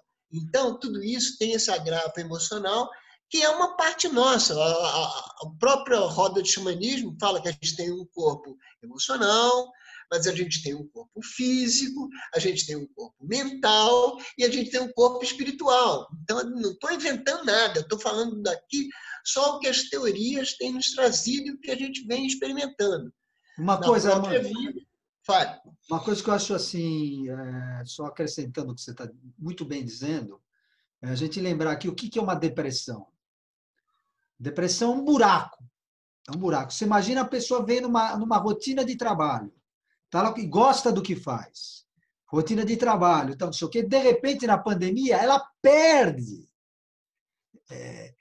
Ou perde esse trabalho ou fica impossibilitada de fazer o que ela gosta do trabalho. Isso é um buraco que vai... Isso é que deprime, isso que leva ao pânico também. Então, uma onda é o seguinte, cuida do teu pensamento e arruma o que fazer. O que não pode, uma pessoa que tem atividade, não é verdade? De repente para de uma vez e não faz mais nada esperando voltar à situação normal, que não vai voltar normalzinho tão cedo assim. Então é arrumar o que fazer. Se não tem como se arrumar um trabalho, vai arrumar um estudo, vai aprender uma língua. Eu mesmo, quando fechou aquela situação que a gente pensando o que fazer, eu fui melhorar meu italiano, entendeu? Aí aqui foi cuidar da horta, quer dizer, nós preenchemos a nossa vida. A vida não pode parar com isso, né? A gente não para a atividade que a gente está fazendo normal, mas a gente tem que buscar atividade para ler livro, vai fazer um estudo de canto, vai dar risada, não é verdade? Mas não pode, o que não pode é ficar assim, entrando dentro do buraco. Quando você sentiu que está entrando no buraco, está com pânico, então já é hora de sair. Às vezes você precisa, se você não consegue sair com recurso próprio, tem que buscar algo que te tire disso. Ou, por exemplo, um enteógeno, ou vai tomar remédio. Eu vou falar, vai tomar remédio, porque tem pessoa que acha que enteógeno é droga, e que remédio é que cura. Quando é o contrário, né? Porque você compra droga na farmácia, na drogaria, né? Com todo o perdão. Mas você buscar, por exemplo, um enteógeno bem orientado, uma medicina da natureza, por exemplo, é uma outra. Você pode escolher entre um e o outro, né? Então, eu só queria dar essa acrescentadinha. Beleza. E lembrando também que, logicamente, né, há solução para todas as questões, porque até antes da pandemia, eu ouvia falar em EAD, mas você não faz um curso de massagem no EAD, porque atinge pessoas de mais de longe. Eu falava, que coisa chata, ficar numa tela, coisa assim. Aí veio a pandemia, e eu estava com uma turma, que eram 16 encontros, eu tinha dado 2. Já no terceiro encontro, já tive que ir para a internet, vir aqui para a internet. E todas as outras aulas tiveram que ser assim. E a gente não sabia dar aula por internet. Não sei nem se a gente já sabe, mas a gente já dá aula melhor do que a gente dava no começo da pandemia, alguns meses atrás. Então, as condições da vida humana trazem também esses desafios. Fomos todos desafiados juntos. Por que algumas pessoas conseguem sair dando a volta por cima, né? Conseguindo outras soluções para suas vidas, e tem aquelas pessoas que se colocam diante de uma limitação? Quem é que está limitando essa pessoa? Será que é realmente o vírus? Ou ela mesma que não tem coragem de fazer um enfrentamento? Eu não estou dizendo que é fácil, porque se fosse fácil, a gente não estava nem falando nada disso aqui. A gente já está falando do futebol, de outra coisa qualquer. Se a gente está falando isso aqui, é porque é difícil para todos. Como é que umas pessoas conseguem e outras não? Então, nessas nossas conversas, o que eu tenho vontade sempre de dizer é o seguinte, olha, tá difícil para mim também, igualzinho para você. Como é que a gente consegue dar a volta por cima? E eu tenho menos recursos que você, porque eu já sou de uma outra época. Sou de uma época que uma ligação do Rio para São Paulo demorava 4 a 6 horas. E agora estou instantâneo com o resto do outro lado do mundo. A Erika Schumann pergunta se você pode falar um pouco sobre o timo e como achar o timo. Então, o timo foi considerado durante muito tempo uma glândula que se sabia muito pouco sobre ela. Então, para mim, o timo fica na direção do coração mesmo, aqui, logo abaixo do externo. E é uma glândula que ela é responsável pelo sistema imunológico. Ela é a coordenação do sistema imunológico, que tem uma íntima relação com o sistema circulatório, mas com células especializadas no combate a qualquer tipo de agressor. Isso é que é interessante, a qualquer tipo de agressor, a menos aqueles que estejam além da capacidade sua como pessoa. Então, por isso que foi recomendado a máscara, o distanciamento, para dificultar a expansão do vírus. Não é que o vírus só mata. Tivemos um número elevadíssimo de mortes, que eu não sei dizer também se esse número é elevado ao que acontecia antes do Covid, porque a gente não sabe, no Brasil está tudo embolado, a gente não sabe essas notícias direito. E acredito que fora do Brasil também existam dificuldade de saber esse número exato. Mas muita gente também conseguiu sair disso. Chegou até o vírus e saiu. Como teve muita gente que não teve nenhum sintoma. Então, estamos diante de uma questão que a gente, na verdade, não sabe os detalhes, a gente não sabe, né, o que isso representa mesmo nas nossas vidas. Né? Então, todo tipo de recurso que você conheça, e esse recurso pode vir também desse convívio social mais esclarecido, né? Mesmo que seja pela internet, para que a gente vá tirando cada um as suas próprias conclusões de como sair dessa questão. Né? Armando, Oi? tem agora aqui a Maria Martins, que ela pergunta assim, você pode falar como ajudar a melhorar o funcionamento preguiçoso? Agora, não sei se é o funcionamento do intestino dela ou se é ela. Se é ela que está preguiçosa, ou se é o intestino aí.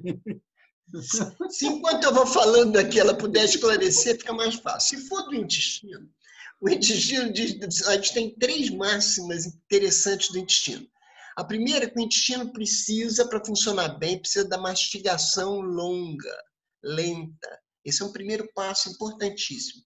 Quem não consegue mastigar bem os alimentos tende a ter problemas no intestino, até preguiçoso mesmo. E nesse item também entram combinações alimentares, mas isso é um assunto mais extenso. A segunda coisa é que para ter um bom intestino eu preciso de movimento das pernas.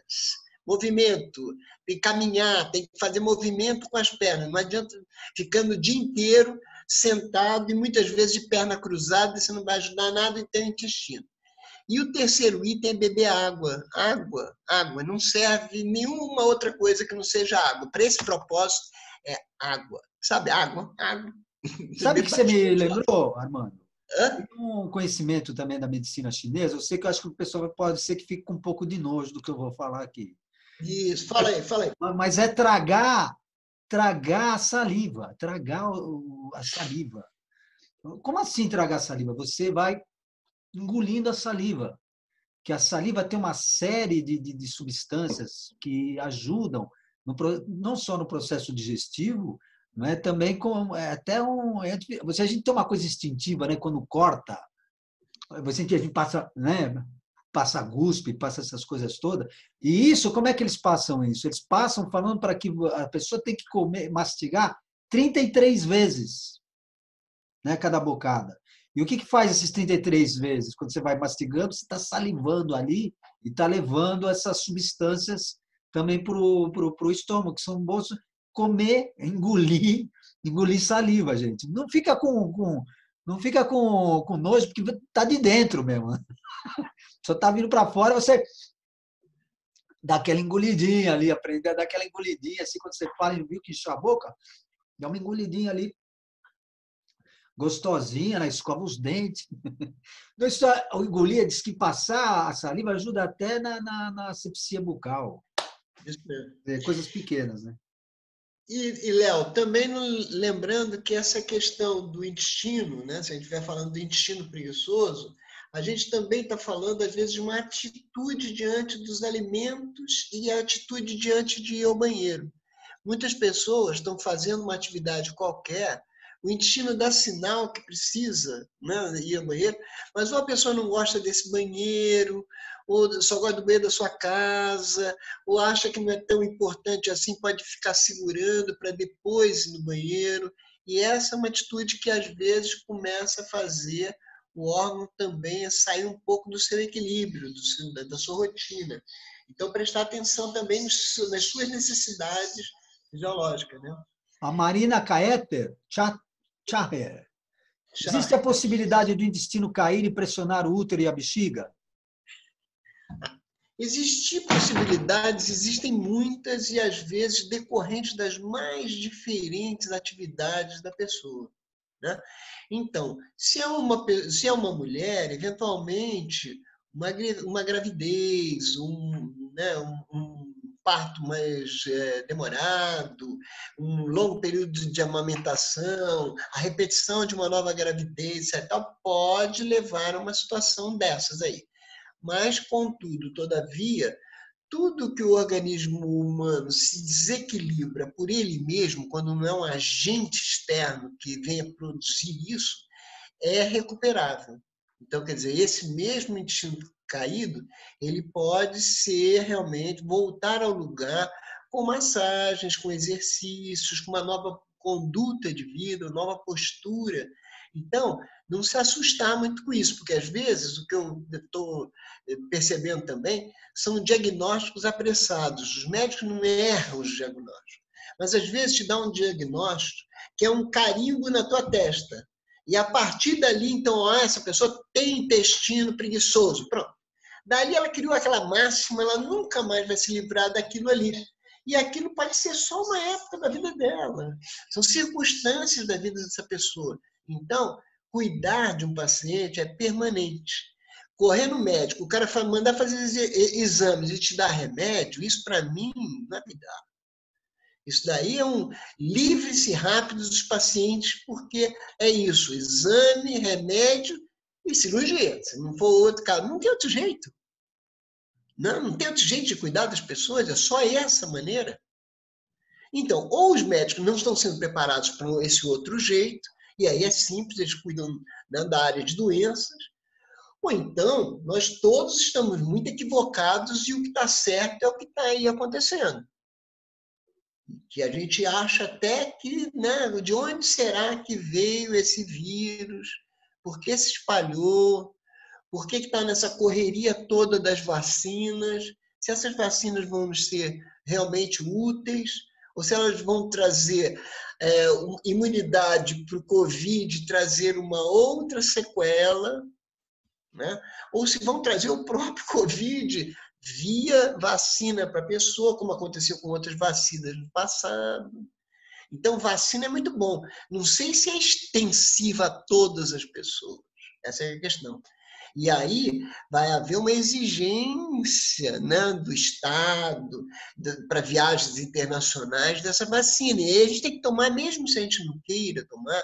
Não tive o vírus, não tive nenhuma questão, tenho que tomar porque eu quero fazer uma viagem. Então, isso é um aspecto obrigatório. E será que esse obrigatório está baseado em quê? Vacinação em massa é sempre positiva? Ou ela traz um monte de questões junto? E fale. Não, termina, conclui. Não, eu ia dizer isso, que aí fica essa ideia que a homeopatia é uma medicina menor, mas o conceito de vacina vem da homeopatia, que eu não consigo entender nada. Bom, primeiramente, antes de eu fazer a próxima pergunta, eu quero colocar para os irmãos aí presentes que nós temos mais 15 minutos de perguntas para encerrar. E uma outra coisa, Armando, antes da gente passar para as perguntas, você tem uma pessoa que perguntou se você faz atendimento via online e se você vai dar curso também.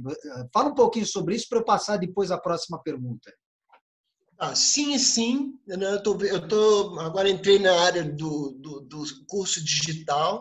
Nossa próxima turma começa dia 31 de agosto agora, é uma turma noturna, as aulas por Zoom também, serão dadas às segundas e quartas, são 16 encontros, começando dia 31 de agosto.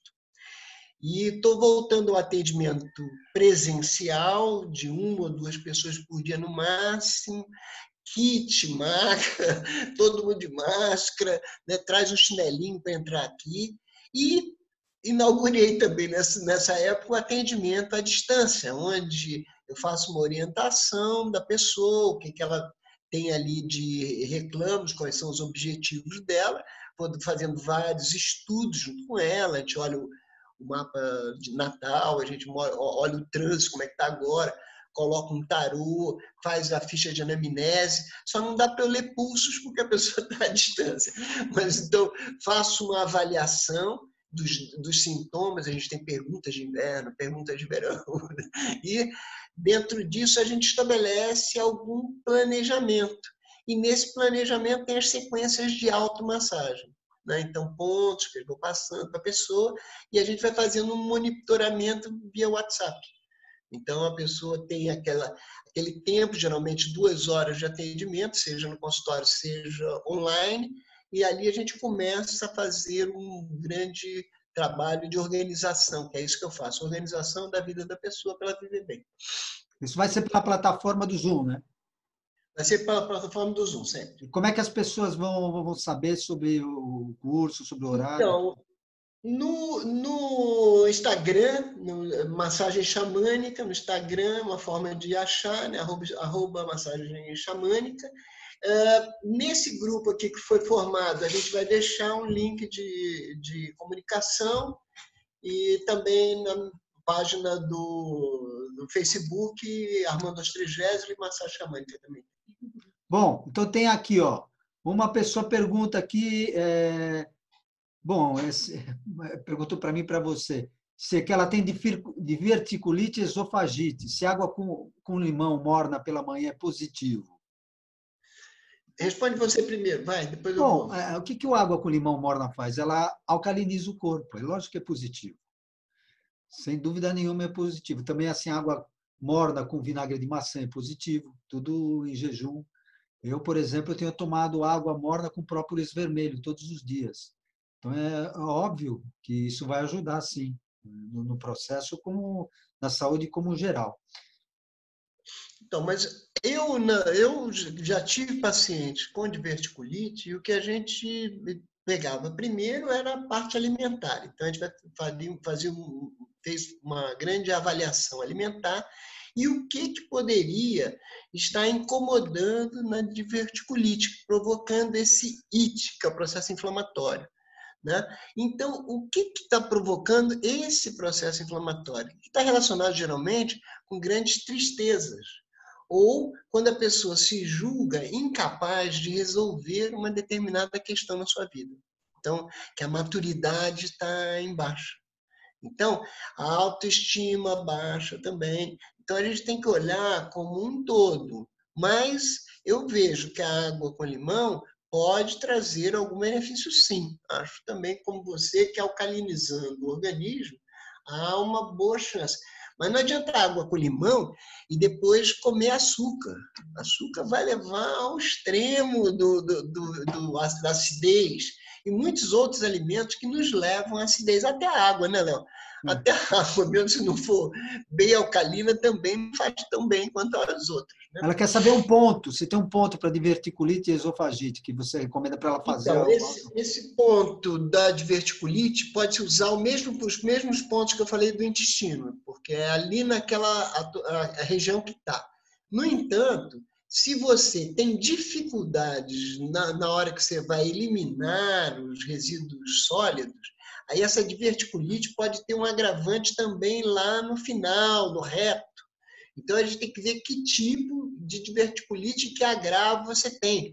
Faixa etária também que você mexe nisso. Que tipo de uso que você faz das suas pernas. Então, eu preciso, na verdade, olhar um pouquinho mais para você. Você pode deixar o seu contato aqui nesse chat. Depois a gente pode fazer um contato via WhatsApp, te dar algumas ideias, não tem nenhum problema, não. Mas, geralmente, são casos específicos que a gente vai ter que olhar detalhadamente a alimentação, exercícios, né? Como é que você está lidando com esse momento agora, né, da pandemia, como é que você está pegando na tua tristeza.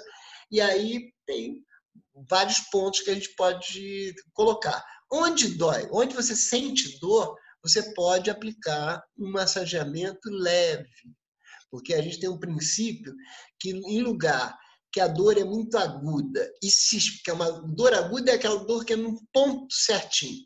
Mas quando a massagem nesse ponto específico, dolorido, se espalha, ao mesmo tempo ele tem uma pontada e espalha, fala de processo inflamatório. Então a massagem não é adequada nesse lugar. Então a gente faz em volta, a gente não toca em pontos quando eles mostram um grande excesso. Os chineses até nem gostam muito de fazer esse tipo de sedação no ponto. Eles tonificam em outro lugar para conseguir a sedação dali.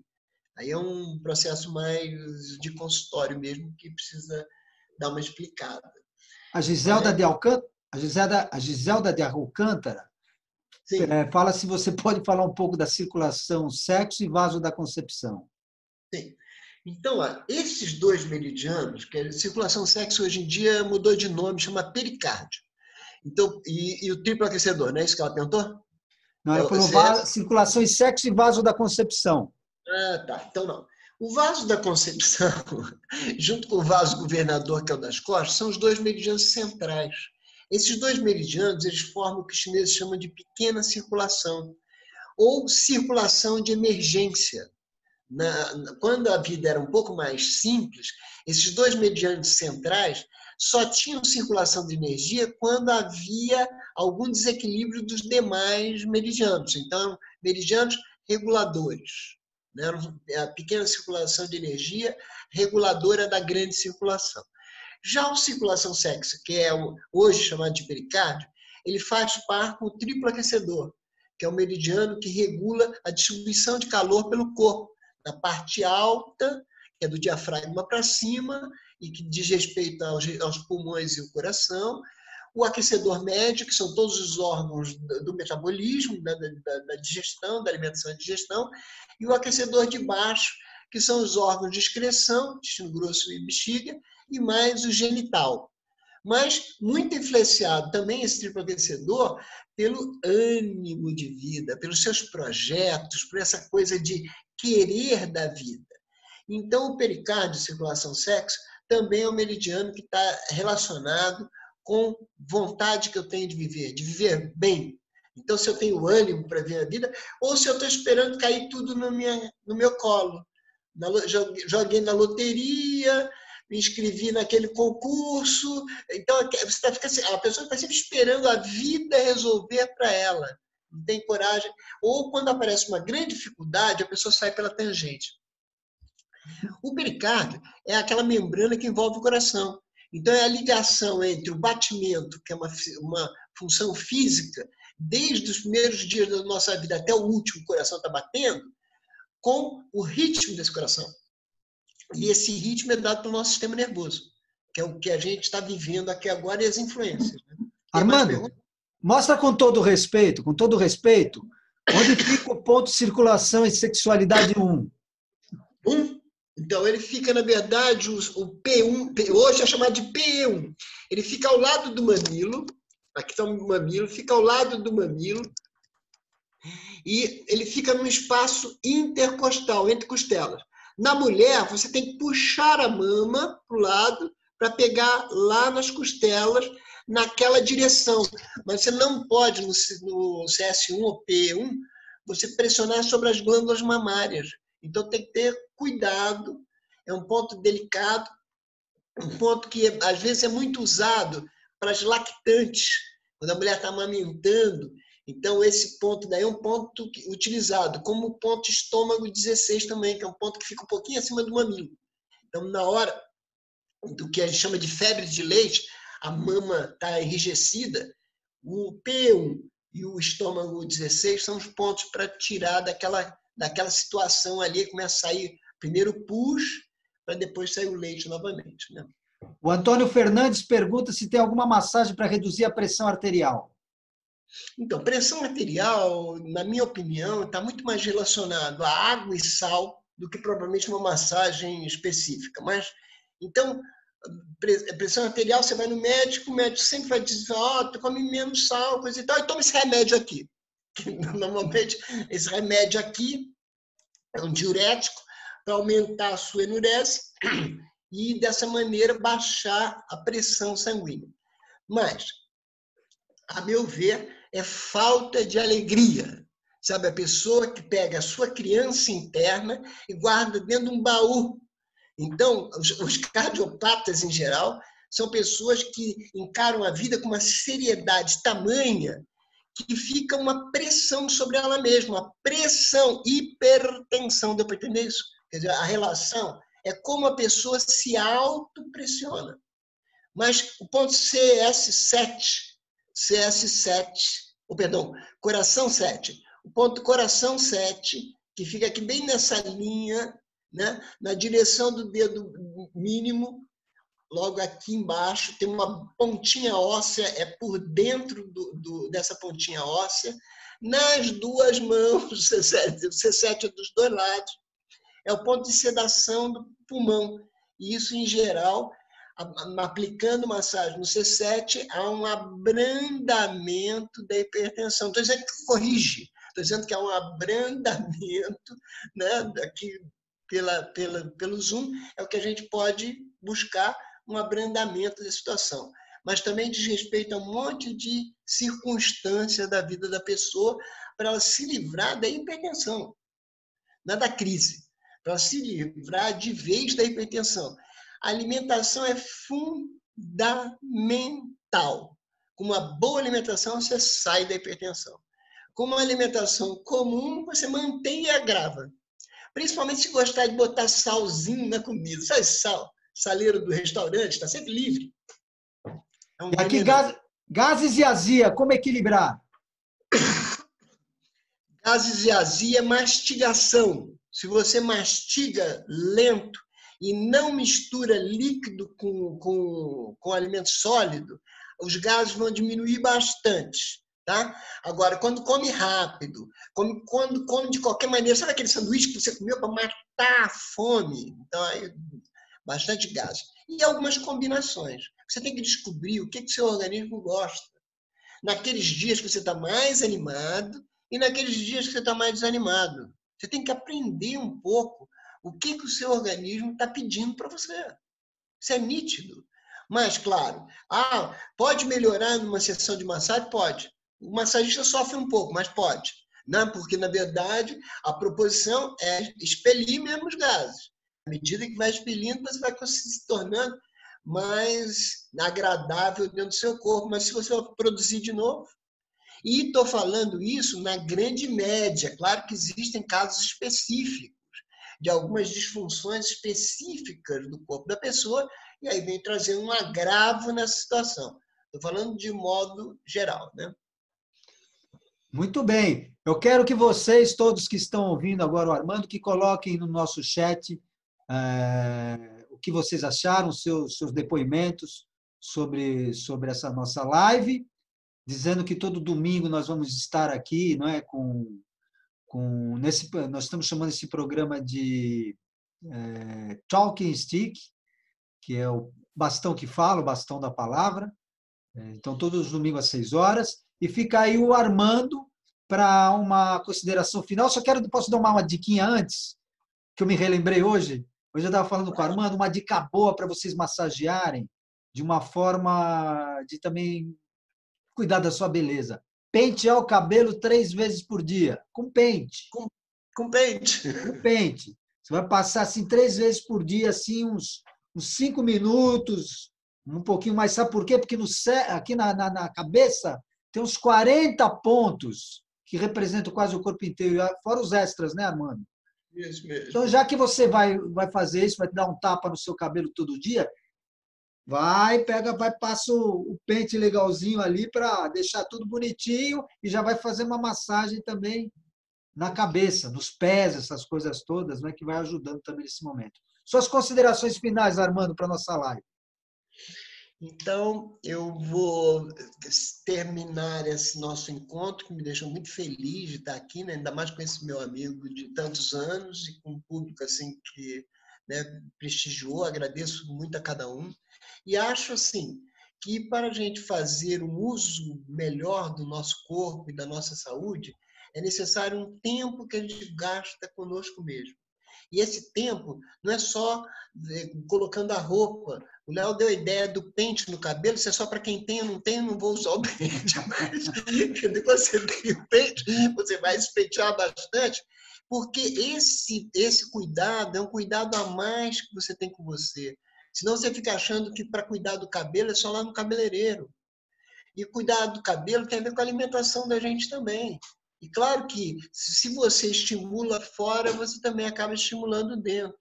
Então tem uma correlação entre a vida, seus hábitos, suas crenças e a sua saúde. Né? Então está tudo interligado. Você é um ser único. Então não tem essa coisa de a minha saúde eu vou lá no médico, a roupa eu vou lá não sei o quê, a comida eu vou ali no restaurante. Quem cuida de você? É o cara, o dono do restaurante, é o médico, quem que está cuidando de você? Quem tem que cuidar de você é você mesmo. Quem é responsável pela nossa saúde somos nós mesmos. Vamos colocar isso diante da gente, vamos nos informar mais e vamos viver melhor. Entendeu? Não adianta viver muito também e chegar no final da vida e estar mal. Entendeu? Graças a Deus a gente está chegando no final da vida com saúde, com ânimo, com vontade ainda de produzir. Né? O Léo me estimula todo dia, vamos aprofundar o método, vamos trabalhar mais, coisas e tal. Aliás, não deixa a gente ficar quieto. Então, a gente consegue estar no meio dessa pandemia, ainda está alegre, animado, esperando só as coisas abrirem um pouco mais para estar mais perto das pessoas que a gente ama, tá bom? Muito obrigado a todos, uma outra oportunidade que seja possível. Tem o grupo, tem aqui o chat. E esse nome esquisito é fácil de achar também, Armando Astregésimo, é muito fácil de achar, tá bom? Gente, brigadíssimo, Léo, muito obrigado, beijo. Irmã querida, beijo. E todos os meus amigos que tiveram paciência de nos ouvir. Obrigado. Bom fim de domingo a todos vocês. Pelo menos nós conseguimos tirar vocês do Faustão hoje. Que bom, né? Hoje nós roubamos do Faustão hoje aqui para ouvir coisas boas, não é? Então, muito amor, muita paz, muita luz, muita prosperidade, muita saúde, muita alegria para todos. Um grande beijo no coração E domingo que vem, às 18 horas, nós temos mais. Beijão, turma! Tchau, tchau! Ê!